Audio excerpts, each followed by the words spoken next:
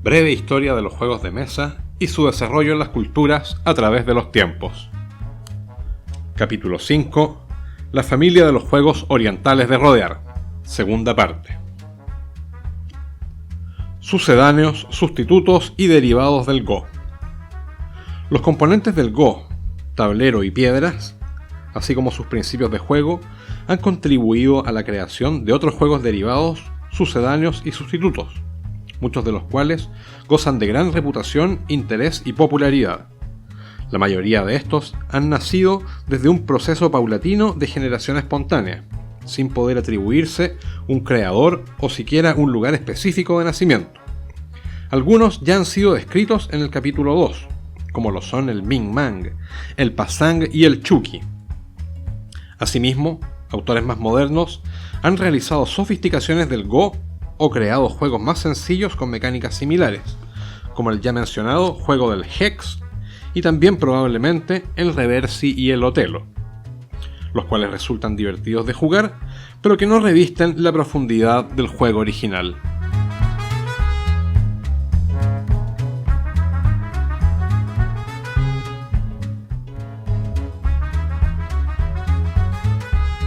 El juego del Gomoku. Gomoku es la construcción de la palabra y nombre original del juego Gomoku Narabe, la cual puede interpretarse como alineación de 5 piezas, comprendiendo que, aunque pueda resultar confuso, el prefijo Go se utiliza tanto como significante de 5 en japonés como por el nombre del juego de rodear. Se trata de un derivado más rudimentario del Go, el cual se estima debió de haber surgido durante la época de la restauración Meiji, probablemente como medio de esparcimiento más ágil y menos profundo que el Go, o quizás como una herramienta de enseñanza previa a los misterios más profundos de los juegos de rodear. El juego es una versión japonesa de aquel principio lúdico básico de alinear piezas para conseguir la victoria, como el 3 en línea, el cual utiliza los componentes del Go, ya sea sobre el tablero estándar de 19×19 u otro reducido, normalmente de 13×13. Al igual que en el Go, los jugadores se alternan para colocar piedras sobre las intersecciones del tablero, pero en este caso intentando conformar una cadena de 5 piedras propias, ya sea vertical, horizontal o diagonal. No obstante, se debe tener en cuenta que dicha alineación debe ser exactamente de 5 piedras. La unión de cadenas previamente independientes que resulten en 6 o más unidades se consideran cadenas superpuestas y no confieren la victoria. Dado que se ha evidenciado que el jugador de negras tiene ventaja por el hecho de ser el que inicia la partida, se han ido añadiendo otras reglas que intentan equilibrar o compensar dicha situación. Una de aquellas reglas, conocida como Pro, dicta que la primera jugada de negras debe ser obligatoriamente al centro del tablero. Luego blancas puede colocar en cualquier otra intersección y la segunda piedra de negras no puede colocarse a una distancia superior de 3 intersecciones de la piedra blanca.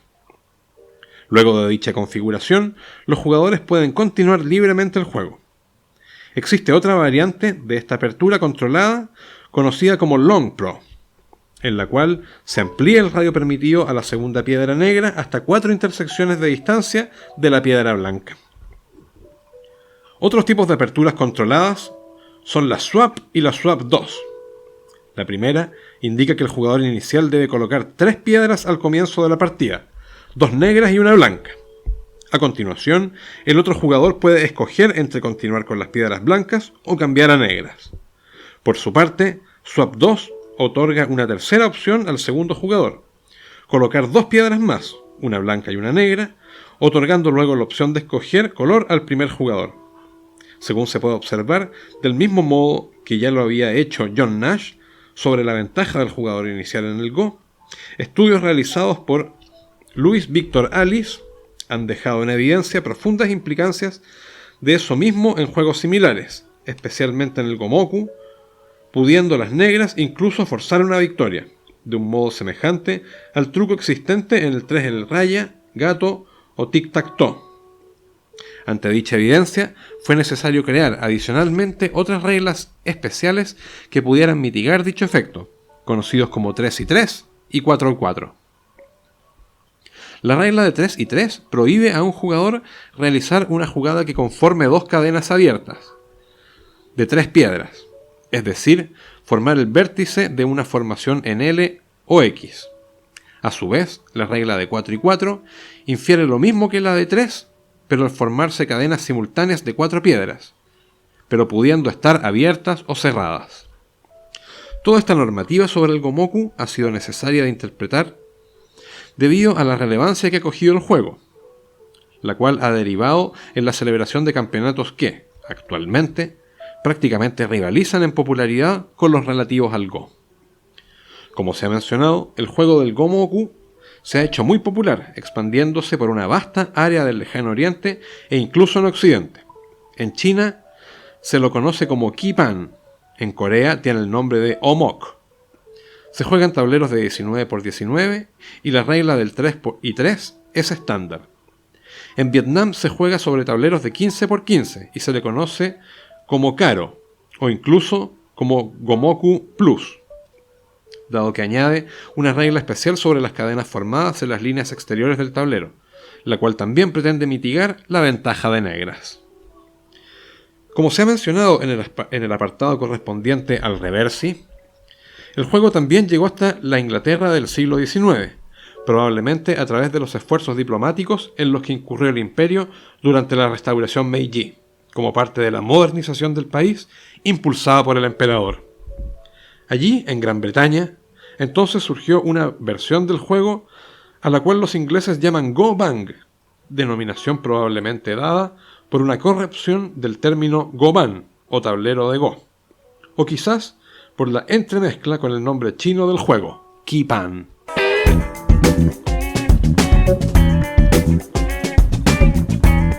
El juego del Renju. La palabra japonesa Renju se puede traducir como perlas conectadas, o también, más interpretativamente, como collar de perlas.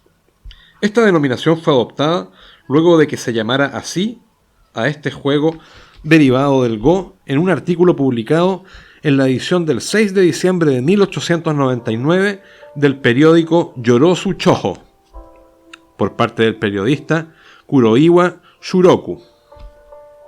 Se trata de una variante profesionalizada y aparentemente más ceremoniosa del Gomoku tradicional, en la cual se han introducido de manera oficial una serie de reglas para todas las fases del juego, pero especialmente para las aperturas, las cuales se han estandarizado en un conjunto de 26 estructuras canónicas, basadas principalmente en las aperturas Swap y Swap 2 del Gomoku. Además, existen 3 movimientos o jugadas que están prohibidas exclusivamente para el jugador de negras. Estas son las reglas de 3 y 3 y de 4 y 4 del Gomoku, más la prohibición de la formación de cadenas de más de 5 piedras. Asimismo, para el final de la partida existen 3 condiciones de victoria. 1. Negras ganan únicamente al formar una cadena de 5 piedras horizontal, vertical o diagonal. 2. Blancas ganan al formar una cadena de 5 o más piedras horizontal, vertical o diagonal. O 3. Blancas ganan si el jugador de negras se ve impedido de poder realizar una jugada, es decir, si se ve forzado a realizar una jugada prohibida. Situación que en los juegos de mesa se le conoce como Suswang, palabra que curiosamente no es de origen oriental, sino que proviene del mundo del ajedrez y es de origen alemán, la cual puede interpretarse como jugada perjudicial pero obligada. El juego del Renju se encuentra regido por la Federación Internacional de Renju, RIF por su sigla en inglés, la cual, pese al origen nipón del juego, fue fundada en Estocolmo en 1988 y es la encargada de mantener el estricto canon de reglas y organizar el campeonato mundial de este juego, el cual se celebra bienalmente, habiendo sido su última versión la del año 2019 en Taiyín, Estonia, donde se hicieron con los palmarés: primer lugar, Wu Ziqin de China; segundo lugar, Li Xiaoqing, también de China; y tercer lugar, Irina Matrevelli de Rusia. La versión correspondiente a 2021 fue suspendida por la pandemia del coronavirus COVID-19. Existe una versión llamada Ninuki Renju, la cual incorpora la posibilidad de realizar capturas de piezas del oponente cuando aquellas forman pares, lo cual le otorga un giro interesante al juego. Asimismo, también existe una versión occidental del mismo llamada Pente, palabra proveniente del griego 5, la cual fue desarrollada en 1977 por los diseñadores Tom Brauchlich y Gary Gravel, cuyos derechos como marca registrada pertenecen actualmente a Hasbro, al absorber Parker Brothers, y a Playmix AB para su distribución exclusiva en Suecia.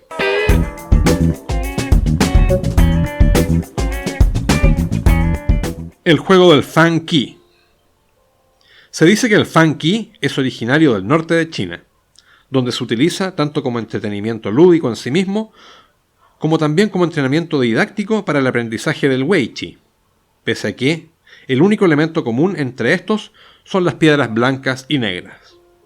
El nombre de este juego proviene del consabido sufijo Ki, que significa juego, y de Fang, que significa cuadrado, elemento dado por el objeto de formar recuadros con las piedras. El tablero normalmente está conformado por una cuadrícula de 6×7, pero al igual que en el Weiqi, las piedras se disponen sobre las intersecciones de las líneas y no dentro de los recuadros, los cuales por su menor cantidad resultan bastante amplios. Cada uno de los dos jugadores lleva 28 piedras, con las cuales es posible cubrir las 56 intersecciones resultantes. El juego propiamente dicho tiene un concepto similar a los morris o molinos occidentales, pero en el que hay que formar cuadrados en lugar de alineaciones. Asimismo se juegan dos fases, primero una exclusiva de posicionamiento de piedras y luego otra de movimiento con estas, a través de las siguientes reglas generales. El tablero comienza vacío. Los jugadores se alternan para ir colocando sus respectivas piedras en las intersecciones de las líneas, intentando formar cuadros de 2×2 casillas, para lo cual son necesarias 8 piedras. Una vez colocadas las 56 piedras, cada jugador debe quitar una piedra cualquiera del oponente, siempre y cuando no formen parte de un cuadrado. Posteriormente, se cuentan los cuadros que cada jugador logró rodear. Una vez hecho esto, cada jugador debe quitar esa misma cantidad traducida en piezas de su adversario, siempre y cuando éstas no estén formando cuadros completos. Con esta acción se da fin a la etapa de posicionamiento de piedras. Durante el resto de la partida, los turnos serán exclusivamente del movimiento de las piedras que quedaron sobre el tablero. Un movimiento consiste en uno o más pasos en línea abierta, horizontal o vertical, hasta cualquier intersección libre que se desee. Los jugadores continúan alternándose para realizar un movimiento por turno. Cada vez que un jugador logra formar un cuadro por medio de un movimiento, elimina una piedra cualquiera de su oponente, siempre y cuando ésta no forma parte de un cuadro. Gana aquel jugador que consigue eliminar todas las piedras del oponente, o bien lo deja imposibilitado de conformar nuevos cuadros. Dependiendo del sitio o región allí donde se juegue, el Fan Ki puede adoptar otros nombres, como Diu Fang o Xia Fang, como asimismo diferencias de detalle en las reglas y tamaño de los tableros. Por ejemplo, en la región de Xinjiang se juega sobre tableros de 6×6 casillas, lo cual resulta en una desventaja para uno de los jugadores que va con una piedra menos. Para equilibrar esta situación, el jugador en desventaja se le permite eliminar una piedra adicional del oponente en la etapa inicial del juego. Un aspecto histórico y geográfico curioso de este juego es que también es jugado en la región de Ningxia, una provincia autónoma ubicada casi exactamente en el medio del norte de China, inmediatamente al sur de la antigua frontera septentrional señalada por la Gran Muralla ante el desierto de Tanger. Esta región es habitada por los Hui, un grupo étnico chino emparentado con los Han, pero practicante del Islam. Entre 1977 y 1982 se produjo la migración de muchos Hui hacia lo que en aquel entonces era la Unión Soviética, en los actuales territorios de Kirguistán y Kazajistán, en donde adoptaron el nombre de Dungans y llevaron consigo el Fan Ki, el cual sufrió paulatinamente algunas variaciones, como la transformación del tablero a 8×8 casillas y el cambio de denominación a Diu Fang.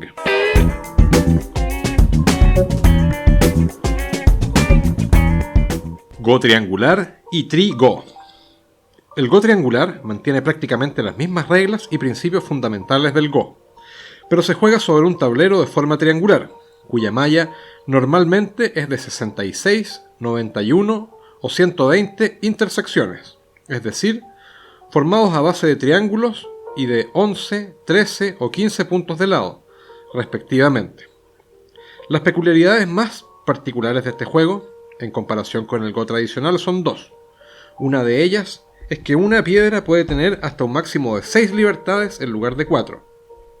La otra es que a cada paso, y en cualquier dirección lineal que se adopte, el campo del juego siempre se va haciendo más estrecho o más amplio, dependiendo del sentido. Estas características producen dinámicas diferentes que pueden resultar desconcertantes para aquellos más acostumbrados a los juegos de rodear tradicionales. En Tri-Go, por su parte, el jugador negro comienza colocando una piedra sobre cualquier intersección que desee. A continuación, y en cada turno posterior, los jugadores colocan de a 2 piedras, otorgándole de esa manera mayor dinamismo a la partida y connotaciones bastante particulares al juego, en comparación con los juegos de rodear tradicionales. El Tri-Go fue inventado por Steve Metzger en 2009, basándose en las mecánicas de otro juego llamado Connect 6, que a su vez está basado en el Gomoku.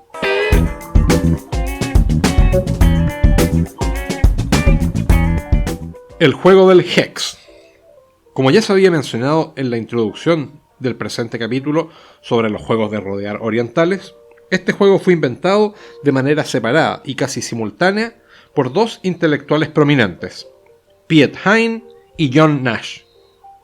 Piet Hein fue un destacado matemático e inventor danés, quien también sobresalió en el ámbito de la poesía bajo el seudónimo de Kumbel Kumbel. Siempre demostró un enorme interés en el campo de las matemáticas experimentales y recreativas, en el cual desarrolló interesantes modelos lúdicos, entre los cuales destacan varios puzzles sólidos como el cubo Soma, Torre y Pyramystery. También algunos juegos matemáticos como Tangloides y también juegos de mesa abstractos como Tactics y Politaire. En 1942, Hein presentó en el Instituto Niels Bohr, el antiguo Instituto de Física Teórica de la Universidad de Copenhague, un juego de naturaleza abstracta para 2 jugadores, conformado por un tablero tipo panal en forma de rombo, cuyo borde exterior estaba pintado de 2 colores, de tal modo que estos quedaban alternados y enfrentados ocupando bordes opuestos. Asimismo, las piezas de cada jugador eran también de dichos colores. El juego consistía en ir añadiendo piezas en las casillas hexagonales, de tal manera de lograr unir los bordes opuestos, es decir, del mismo color, con una cadena ininterrumpida de piezas de aquel color. Si bien en un principio el juego fue presentado con el nombre de Polygon, posteriormente se cambió al de Contactix, ya que se consideraba más interesante desde el punto de vista comercial.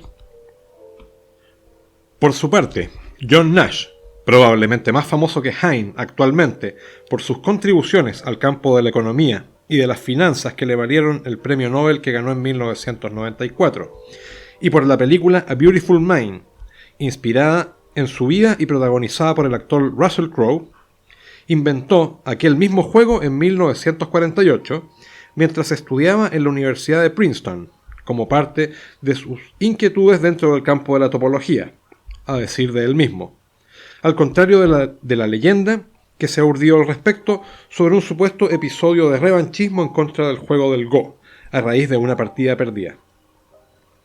En todo caso, no ha llegado a establecerse definitivamente si Nash ya conocía el juego de Hein, por lo que el norteamericano normalmente se le otorga el reconocimiento de reinventor del juego.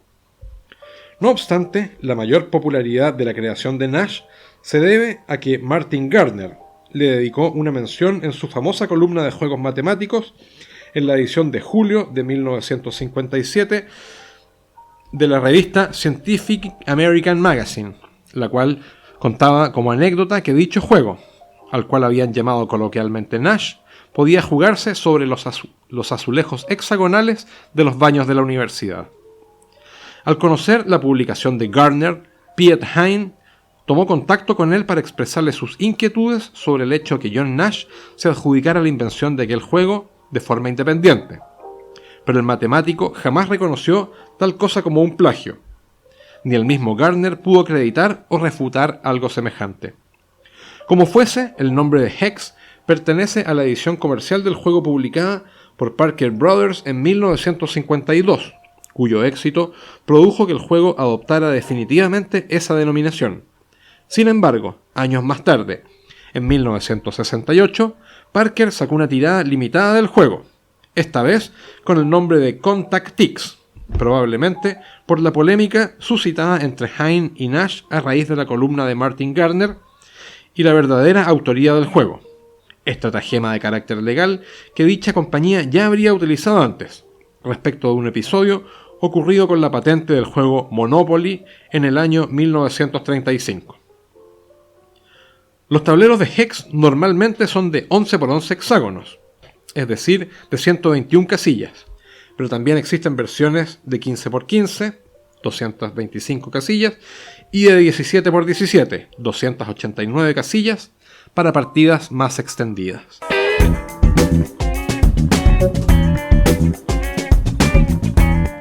El GOI.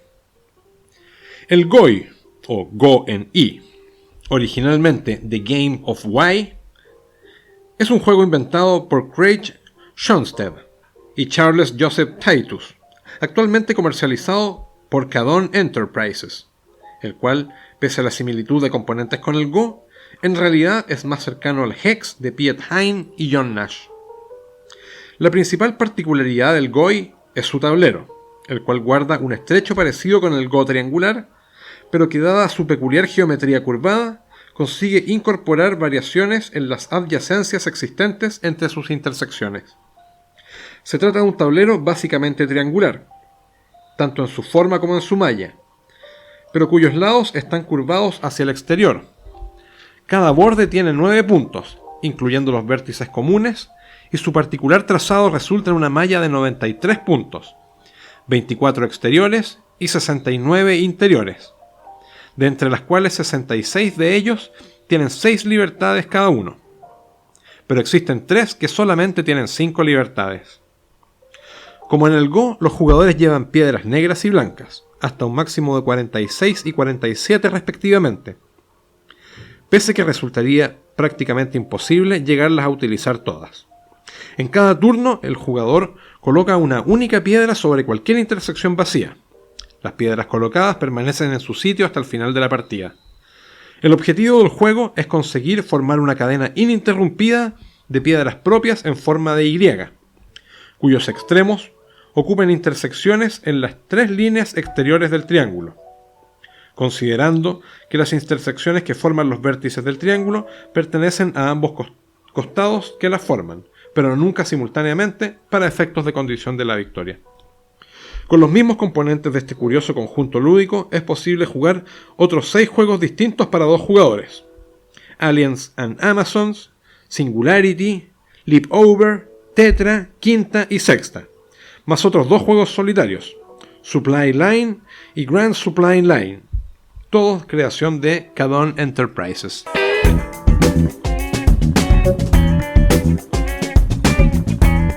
El Go en la cultura popular. Meijin. Meijin es un término japonés cuya correcta interpretación sería maestría, pero también se le ha conferido el valor como título de gran maestro. Es, además, el término que el escritor japonés Yasunari Kawabata, Premio Nobel de Literatura de 1968, utilizó como título para una de sus más importantes y reconocidas obras, la cual fue tristemente publicada de manera póstuma el mismo año de su lamentable muerte. Pese a lo significativo y apropiado que resulta el título de la novela en su idioma original, para las ediciones occidentales del libro se ha preferido el título más explícito de The Master of Go y su directa traducción al resto de idiomas, El Maestro de Go para el caso español.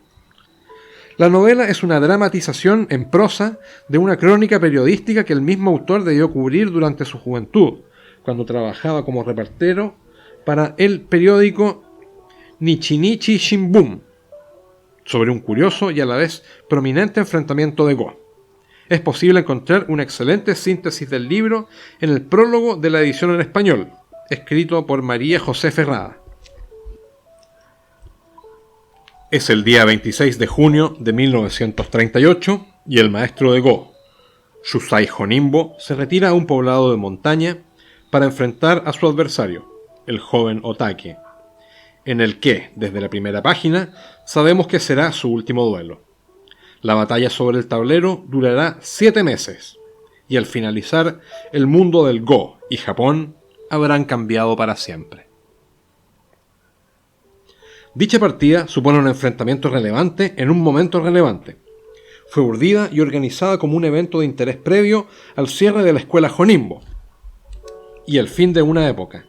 La antigua manera de jugar del Go, representada por el invicto Meijin Shusai Honimbo, versus la nueva manera, más ágil y menos ceremoniosa, representada por el joven maestro Otake, en un momento en el que todo Japón se debatía entre las viejas costumbres y su entrada en un mundo moderno y más globalizado, con la Segunda Guerra Mundial a la puerta, en donde muchas de las antiguas prácticas ya no encontrarán cabida en la sociedad nipona del siglo XX.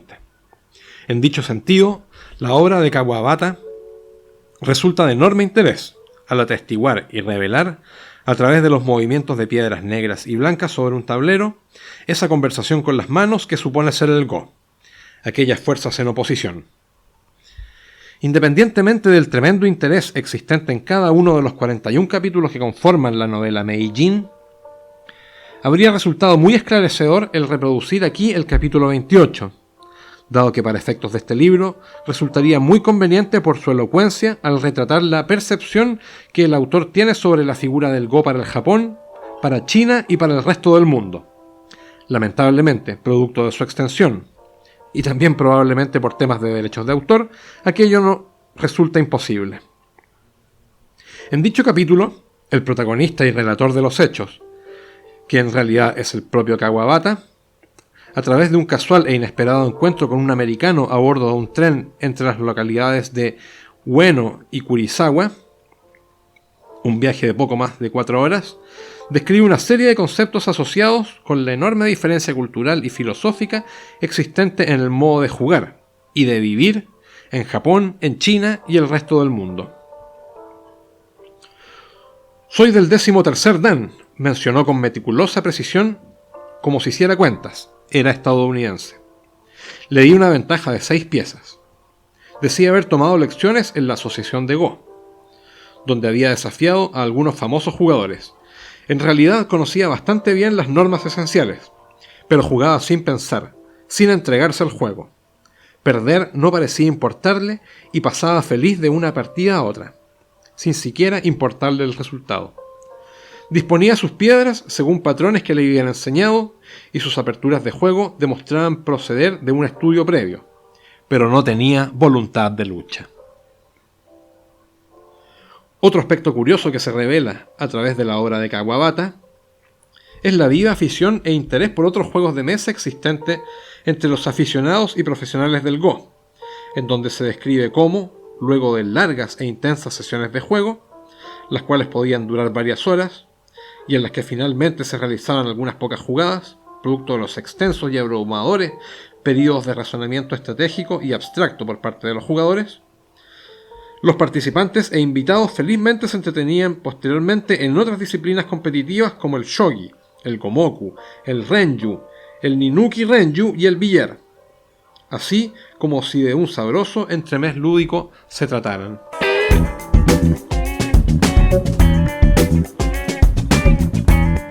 Hikaru no Go. En Tokio vive Hikaru Shindo, un niño de 12 años bastante normal. Ha sacado malas notas en la escuela y por lo tanto le han suspendido su mesada. Para obtener algún dinero, se mete al desván en la casa de sus abuelos, junto con su amiga Akari, con el fin de encontrar alguna cosa interesante que vender. Allí encuentra un antiguo Goban, del cual recuerda haber visto a su abuelo jugar en él desde algún momento indefinido de su infancia, por lo que piensa que podría tener algún valor. Al acercarse para verlo más detenidamente, nota que en su superficie tiene unas manchas de sangre, las cuales, insólitamente, Akari no puede ver. En ese momento, Hikaru siente una voz que le pregunta si acaso él puede oírlo.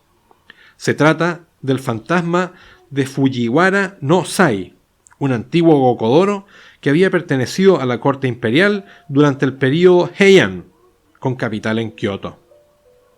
Hikaru no Go es un manga, escrito por Yumi Hota, ilustrado por Takeshi Obata y publicado originalmente por la editorial Shueisha en la revista Shonen Jump a partir de 1999, contando con la supervisión técnica de la maestra de Go del quinto Dan, Yukari Umezawa.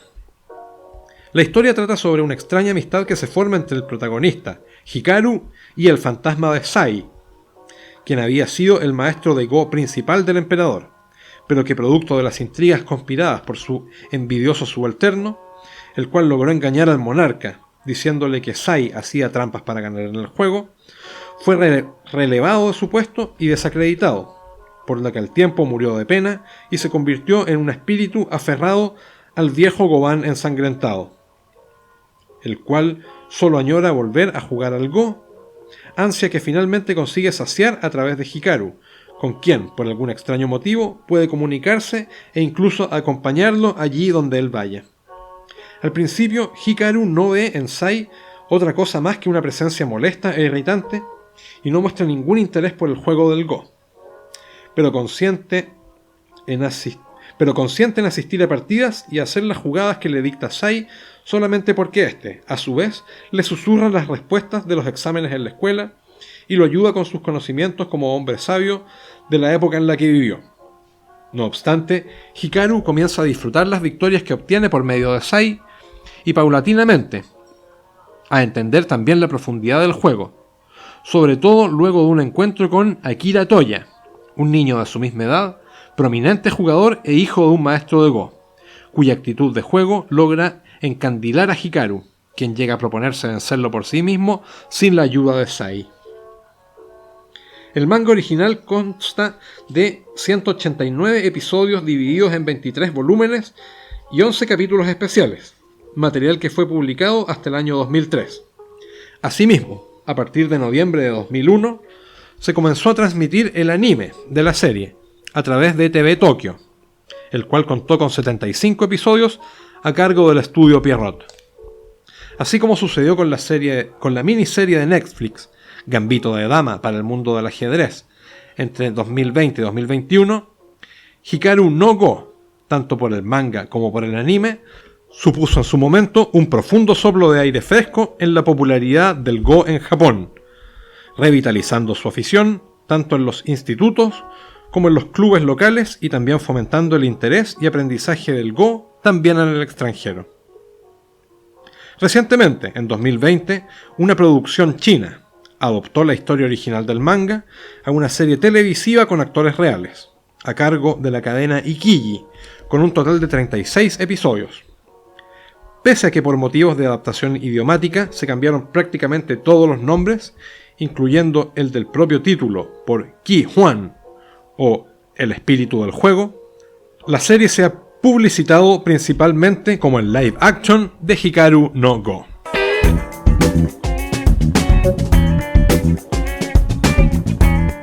El Go versus la inteligencia artificial. Ya se ha indicado que el término Igo representa un vocablo que podría traducirse como conversación con las manos.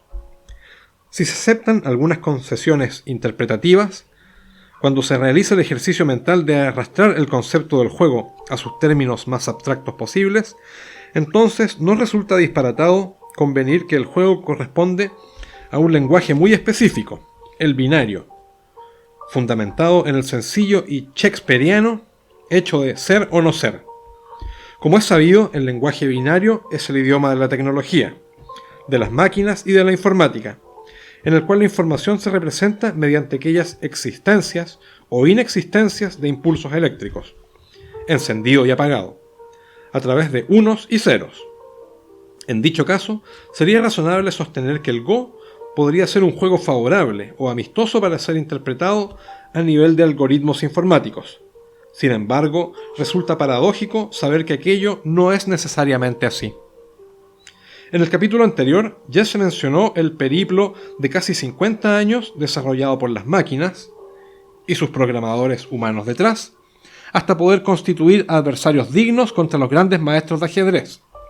No obstante, en el caso del Go, ese desafío ha resultado ser mucho más complejo.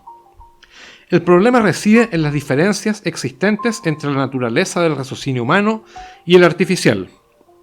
Lo que un software hace, explicado muy someramente, es definir en un breve tiempo todas las jugadas actuales posibles y también una cantidad enorme de ramificaciones futuras de dichas jugadas, proyectadas hacia varios turnos más adelante. La cantidad de jugadas y turnos dependerá, obviamente, de la potencia de la plataforma informática que sea utilizada. Luego, el programa calcula, mediante algoritmos específicos, aquellas jugadas que tienen más probabilidades de configurar una condición de victoria. Si bien la ventaja de los ordenadores sobre los humanos está interpuesta por una capacidad de análisis de información abrumadora y exponencialmente superior, la ventaja humana está dada por una capacidad de la inteligencia sumamente compleja de reconocer, asimilar, predecir y reproducir por parte de una computadora. La astucia, el engaño y el comportamiento errático. El caso del ajedrez resulta complejo, pero finalmente acotado y abordable. Se trata de un tablero de 64 casillas, de las cuales al inicio de la partida solamente la mitad representan libertades.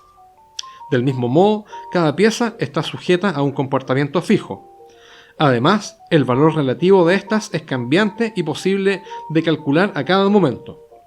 A medida que el tablero se vacía, el caballo pierde valor, ya que su ventaja está dada por la capacidad de saltar piezas.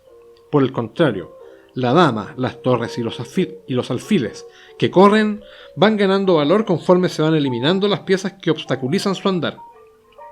Los peones ganan valor a medida que se acercan hacia su promoción.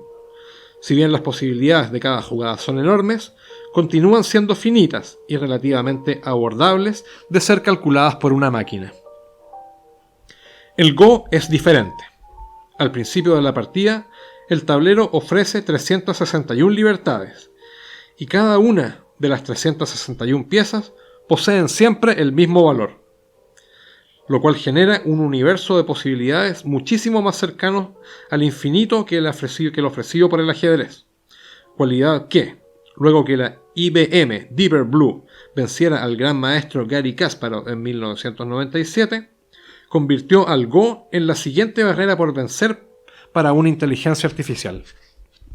Un campo en el que las máquinas resultaban muy ineficientes. Cualquier jugador competente de Go podía derrotarlas con relativa facilidad. Eso, al menos hasta el 13 de marzo de 2016, cuando ocurrió lo impensable. AlphaGo, un programa de inteligencia artificial de propiedad de Google, derrotó 4-1 al entonces campeón mundial del juego, el coreano Lee Se-dol, el cual a su vez reconoció de manera sincera haber sido total y genuinamente vencido por la máquina. La virtud del software, desarrollado a partir de 2011 por el laboratorio DeepMind Technologies en Inglaterra y adquirido por Google en 2014, radica en que, a diferencia de sus similares, incluyendo la IBM Deeper Blue, fue desarrollado principalmente por neurólogos en lugar de ingenieros. Para lograr contener las virtualmente infinitas jugadas del Go, sus desarrolladores principales, David Silver, Aya Huang y Demis Hassabis, trabajaron con dos redes neuronales profundas, una red política y una red de valoración. La primera plantea solo las jugadas más probables a cada movimiento nuevo, mientras que la segunda evalúa aquellas que son más susceptibles de ganar. El software aprende del juego de otros, pero en lugar de almacenar dichos movimientos, conforma patrones que conducen al dominio del tablero.